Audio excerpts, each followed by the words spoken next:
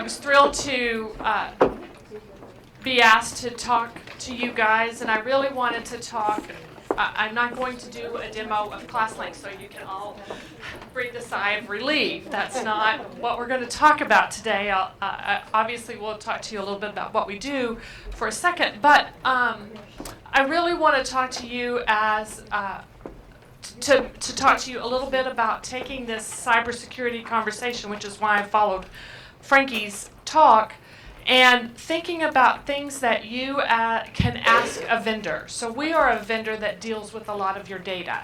And so I want you to know what you could require of a vendor, the questions that you should be asking when you're about to bring on a new product. So that's kind of the twist that I'm going to take today. I don't know if any of you, Frankie's district, Cypress Fairbanks, was a huge customer of ClassLink's. We're in about 850 districts across the United States, and actually we're in about 10 countries overseas as well. But we are a single sign-on. I don't know if you've heard of that term, but in the world of multiple usernames and passwords, it's becoming more and more critical to have kind of a central portal in order to get to all of these digital resources that you're bringing on. And so that's where ClassLink is. And I love our tagline because I am a former teacher. I loved listening to Jessie's story about her journey. And there wasn't a day in my life when you didn't ask me what I wanted to be, that it wasn't a teacher. I played school. I had imaginary school every day at home. And that's always what I wanted to be. And I think it's kind of sad that I never said I wanted to be a superintendent. I didn't even dream that way. And how many little girls are saying that now? I hope that there are more. Now that little girls even sometimes say they want to be the president. Hopefully that'll. And I certainly never thought I would want to grow up saying I wanted to sell things. And I never thought I would be a senior vice president of sales. It's still an anomaly, unfortunately, in business to lead as a female. So I'm excited that my journey has got me here, and I wouldn't be here. It was a lot of risks to get here and leave my comfort zone of education. But I can do this because I know that I'm doing the right things for kids in schools and superintendents and teachers. And so as long as I have a mission to improve what happens in your district, then I can still feel like I'm part of that teacher, fills that teacher heart for me. So ClassLink's tagline, more time learning, less time logging in.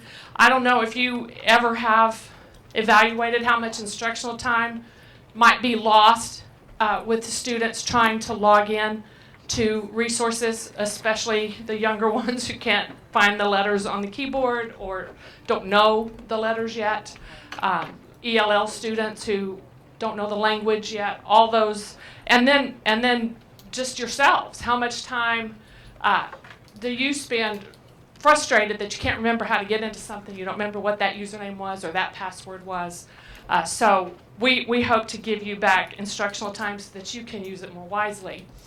But what I really want to talk to you today about is some things that you should be asking your vendors if you're about to bring them on or if you currently have them in your district. There are kind of two parts of this. First of all, there are pledges that we sign as vendors that we tell you we comply with. You've heard of FERPA. You've heard of COPA. Districts who use your students' data, companies who use your students' data need to comply with those laws. And almost all of them will say they do because they wouldn't be in business if they didn't. There is a huge student privacy pledge that most publishers in the K-12 space have signed. I would ask them if they have signed the student privacy pledge. And if they haven't, I would be very curious as to why not. Because that is, again, another pledge to protect your data. There is and Frankie alluded to the Student Data Privacy Consortium. There are agreements in that consortium, and you can go in, if you go to that website, you can look up, Cypress Fairbanks is an example of, you could put in a company like ClassLink, and you can see all of the data privacy agreements that we have signed with different districts. So it's a great database full of data privacy agreements where districts are coming together to make sure that companies that they want to bring on have signed agreements with other districts. And then every company should have some kind of privacy policy on their website, and you would want to have someone, if not, probably not yourself, but have someone who is in charge of that in your company peruse their privacy policies for that company. So the top part there, those first bullets, are things that we do to say we pledge, trust us, we're doing this. But where we fail in an industry is proving that. You know, anybody can promise. And you want to know, how can I verify that you follow those laws? You can say you're compliant, but what verification can you show me? And I can tell you as a vendor in this space, and we're doing a Thought Leadership Roadshow series this year across the country on cybersecurity with thought leaders in this field. And the first ones we did were in this state because that's where I'm from. And so it was just kind of the easiest start. And we used someone from Frankie's former district because she's got a lot of very certified people on her team. And there's a lot missing in this area. So these are the bottom things, are things you might want to ask these vendors. And the first thing is, what kind of internal penetration or external penetration testing are you doing? What that means is, are you testing for holes in your system, internally and externally? At ClassLink, we happen to be located up in Clifton, New Jersey, which is not too far from the city, New York City, and we've hired a company that tests the Wall Street banking systems for penetration, and we do it quarterly. You want to even ask how often, because they might say, oh yeah, but they've done it one time. We quarterly pay a company to come and try and penetrate our system. And if they find something, that is an immediate fix, and it is a hands down. You also want to know, what kind of security officers do you have in your company? Do you have a CISSP?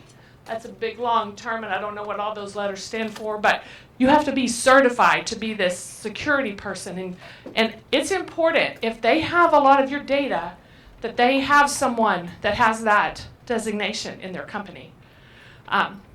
So you might ask that. There's also a California company called iKeepSafe.org. They do audits, and they make sure that you are FERPA and COPA compliant. And all those compliances that you say you are, they come in and test that. And you have to go through their audit, and we have to pay to get that seal. And if you go to that website, you can look up companies, and they'll say some will have FERPA and not COPA. Some will have FERPA and COPA, and, you know, not some others. So you can see all of the things that they've been audited for on iKeepSafe.org. So that's another place that I encourage you to have someone look at, what are you using in your district and what kind of security do they have. The next one is what's called a SOC 2 audit. And this is a security audit that big corporations do, but it hasn't been very prevalent in the K-12 space in publishing and digital curriculums. Probably your LMSs would have done this. Probably your power schools or your student information systems have done SOC 2 audits. You definitely want to ask that, whatever you're using for that. But this is a very stringent audit. And you think about when you guys get audited on your curriculum, you know how the, what's that called when they come in and audit your whole district's curriculum and give you accreditation. Thank you. You know that if you ever have lived through one of those, it's not fun. It's a lot of work. Think of a business who comes in and gets their taxes, their business audited by, Ernst & Young or one of the tax companies. It's like that. So we had this company come in to do the SOC 2 audit on us, and they stayed there 6 months going through our policies, and they would say things like, okay, you say only these people have access to your servers, prove that. You say they've all had background checks, show them to me. I mean, every policy you have is questioned, and you have to prove it. And it is a hard audit to get. And you want to ask those questions, especially these bigger systems that you might be using that have pretty sensitive data. The last one is cyber insurance. We just signed an agreement with the state of Delaware, so that really made us aware of the amount of insurance we needed to have as a company. So yes, that y'all have just been talking about how you need to have it as a district. We need to have that as a. You need to ask your companies, what cyber insurance do you have? Because was it you, Karen, that just mentioned you heard about a data breach from one of the companies that you have employed? You better hope that they have some cyber insurance, because that is going to cost money. And if they're at fault, then they need to make sure that they cover it. So they're all going to say, yeah, we have insurance. You want to say, how much cyber insurance do you have? ClassLink carries $15 million. I don't think you're going to find many people carry that much. But we have some pretty big agreements. So we need it. Delaware required we had 10. So of course, Bears, our CEO, gets 15. That's normal for him. So, but be asking that question. Not just do you have insurance, are you bonded, or all those things. What kind of cyber insurance do you have in case you have this breach? So I encourage you to ask those questions. Anybody have questions about this? Have you ever looked at those sites? Had anybody heard of what these organizations that have you done much investigation of the companies that you use, and now you're thinking, oh gosh, I need to do a little bit of that? All right, so I hope that that's helpful. We take that very seriously at ClassLink. The other thing you probably are going to start hearing a lot about is, are the sites that your students going to, are they ADA compliant? All right, so this YCAG is again a seal that your vendors need to ascribe to. If they are a level 2 or level 2A, then that is considered acceptable. There are up to 4A levels of ADA compliance, but if you get up to 4A, you basically have a black and white screen, so not many people do that. But 2A is what the federal government has declared is required, and so for their guidelines, so that might be what you want to go on. All you need is one activist parent, and they can make your life a little bit crazy. So you will want to know what their compliance is for ADA. There's a new audit tool that we are just now starting. We actually had to do a little work on ours when we saw we thought we were ADA compliant. We said it, but then when we saw what all these rules were, we realized that there were some holes for us, and now we have an audit firm coming in to do that audit, just like the SOC 2 audit that I talked about.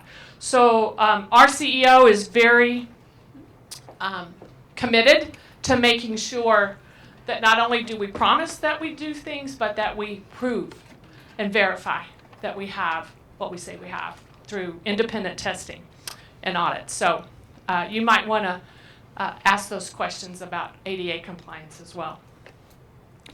So I want to talk a little bit about security.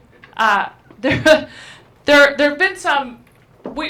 you were talking about random ransomware and phishing attacks and all of that, and passwords are obviously another big hole where things get violated and shared and bad things happen. You've probably, anybody have an incident where a student got hold of a teacher password and maybe some grades got adjusted, right? Anybody have a great story to share about passwords being taken in your district or breached? Do you remember about a year, I guess maybe it's been 2 now, time just keeps flying, when Hawaii, the state of Hawaii, there was they thought that they were being attacked by missiles from Korea? Do you remember that? Did anybody have to see the day after when the governor of Hawaii had to stand up and say, I knew for 15 minutes that it was a false attack, but I couldn't tweet it out because I couldn't remember my Twitter password? For 15 minutes. He kept people in a state of panic because he didn't know his Twitter password. You know, what kind of trouble could a district be in when if someone who needed to get information out couldn't get into the system, right? So those kinds of stories happen. And I'm going to tell you another story. This happened in Calcasieu Parish, Louisiana. And this is a customer of ours now. And this might be why. They still had the desktop computer for the teachers that fit under the desk. You know, she had the keyboard and the monitor above. And the technology director there, Dr. Abshire, got a call from the tech department, said, Cheryl, I think you need to come down and look at this computer. And Cheryl said, oh my God, here's porn. There's porn on this. Because that's usually why they get called. You know, teacher's been looking at something they shouldn't be looking at. So she said, do I really have to come? They said, you really need to come. So off she goes. And on the side of the desktop, in gold permanent marker, the teacher had written every username and every password so that she could remember not only of her grade book and every system that she got in, but her bank username and password was on there. Cheryl was in shock. She called that teacher and said, I could go have Christmas on you right now. What are you thinking? She said, oh, Cheryl, it's okay. That goes up against my desk. Nobody sees that but me. Right? She said, well, let me just share with you that this is being sandblasted off of this computer right now. So this is not okay. I don't know, and I'd love to hear from you guys. I could spend the rest of my time telling you horror stories of what schools have what's happened with students and teachers and administrators and some superintendents about where they're storing their usernames and passwords. I have literally sat in a superintendent's desk when we were having this conversation, and he lifted up his laptop, and it was right there underneath. All right, does anybody have a story? You do, Marla? Of course. Uh-huh. So it's not a bad story necessarily, but what I'm finding besides the Post-it notes is people think they're being very, very smart, and they put them in their notes section of their phone or their Apple device. And I actually, in trying to help one of our board members, found, because he had handed over his iPad to me, I ended up coming upon all of his passwords. And I very quickly had a conversation with him about there are great password keepers that keep all of that behind another way. So if you need to keep it digitally, then use one of those. Don't use something like the Notes app that anybody can get to, or Google Apps, or Microsoft Word. Those are all not great plans. Right. But lots and lots of people, just trying to teach them better practices is a huge piece for us. Right. Any other questions? So at my elementary schools, the IT specialist gives students generic passwords, so it's easy for them to remember, and they carry it through till they get to the middle high school. Right. and there's no security, and it's in a notebook, and anybody can access, and it's very easy to figure out the pattern of every student. But they think because they're young students, it doesn't really make a difference. We're trying to make it easy for them. Right. And they do that for very valid reasons. They're wasting so much instructional time. So they're trying to figure out another way. I've walked in classrooms where there's little cards. They just flip through this key ring, and it's every username and password for everything that's in the lab. So I've seen it all, and I think we need to move past that. So if you haven't adopted some kind of single sign-on solution, you really need to think about that for your future, for sure. So ClassLink is one of those, but we are a lot of things, and if you're in a small district, and I think several of you, we have all sizes here, from what I've understood.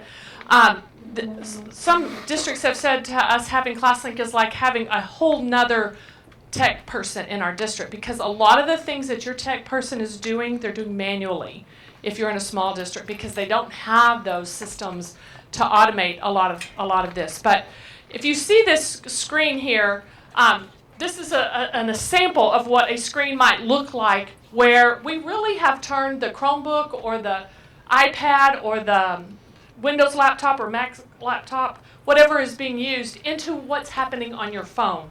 The world's kind of voted, and the phone is one. We want to turn that on, and we want to maybe put in a code. We're okay with that, or a thumbprint. And then we want to get into everything by just touching it, don't we? And that is the way that's the access that we want. But I walk into a school, and I see a child open up a Chromebook, and it goes to a blank Google screen. Or even better, it goes to the district website. That's really instructional, right? I mean, that's not, we make it hard for our kids to get to the things that we want them to use all the time. So if they opened it up and put in their username and password one time, and everything that they had access to based on who they were right there in front of them, so that the kindergartner wasn't having to rummage through things that were for the high school student, and the principals weren't rummaging through things that were for the business office. It was customized to who you were based on your role in that district. Think of the time that you could save.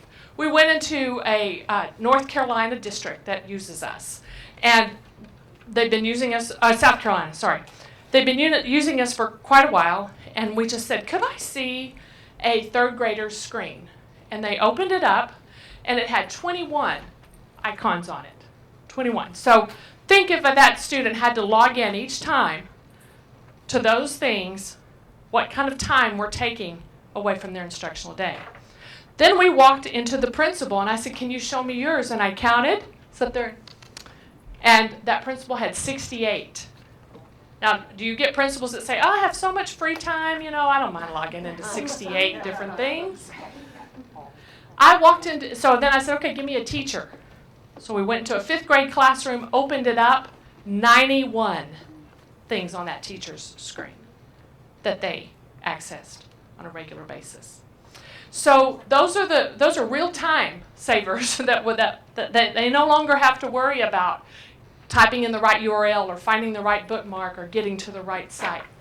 Colleen, did you have something? You have 5 minutes. Oh, I had 5 minutes. Oh, okay. So the other thing is, you guys are spending thousands, hundred thousands, millions of dollars now on digital curriculum, digital tools, things, even your SIS and your systems, your LMSs, all of that is all having to be accessed by username and password. Wouldn't you like to know who's using it and how often? Wouldn't you like to know if what that you've bought is being used by the people you intended it to have? And so I was a tech director, and my superintendent would come to me and say, Jan, okay, it's about to be board meeting. I need to know. It's budget time. I need usage reports on blah, blah, blah, blah, blah. And I would say, yes, sir. Unfortunately, I wasn't saying yes, ma'am, but I had to say yes, sir. And I would go in my room and just scream, because I knew I was going to spend days pulling that together for him. And if I had something like ClassLink, I could have pushed one button and given him that. And that would have been huge for us. So the analytics that we offer you to tell you, now we can even tell you how much time they spend in every app. So if in order to do Dreambox effectively, you need to be in there 45 minutes a week. Is that what you told me, Jesse? I could tell you if that student was in there 45 minutes a week with one button. I could tell you cost analysis, what you paid versus what was used. We have all of that cost analysis in there, so your real ROI is figured in there. So those analytics have been huge for the leaders in the districts. Rostering. Now this is where the data comes. How many of you have heard of a company called Clever? Okay, so you may go to your tech guy and say, how do we send our data across to all these companies? And they may say Clever. And that may or may not be okay with you, but if you're worried about your data, you may want to start asking some questions, because what's happened at Clever is they are going to pull all your data. Even if Dreambox only worked in K-8, they're going to get it all. Okay? And then they're going to put it in a big cloud with every other school district in the United States. Do you think that's not a hacker's dream? Right? So systems like ours keep your data within your world, and we do not commingle your data with anybody else, and you own it. We can't get into it. We help you send it to all of these companies, but we don't touch it. So let's say you cease using a product. That product probably promised to give it back to you. You know, they should. That should be part of those agreements. One, if I ever cease using you, am I going to get all my data back? That should be a yes. But through Clever, they're giving it back to Clever still has it all. You know, so you need to be asking, how do we get it out of that as well? So just be a little cautious there. There's a couple of states that have not approved of use in that way, so you want to be a little careful. You have to be very careful of free, because free Yes. can be very, very expensive on the back end. Right, Because and that's what that's your tech director is going to say. It's free. Right. That's right. That's right. So, Another question. yeah. I really Question. appreciate your presentation. Can you tell me, I feel like every time I come home from something and go, we're going to do this, it creates a whole lot of work for somebody. How much setup and work is this for my tech department? That's a great question. So do you know if you use Active Directory when you log in? Do you put in a username and a password? Yeah. So we will work with your team to set up a server. The general time is anywhere from 3 weeks to 8 weeks, depending on how big you are. So how long it takes from initial to setup. So it's not automatic. There is some work on your part, especially if you want us to do your rosters.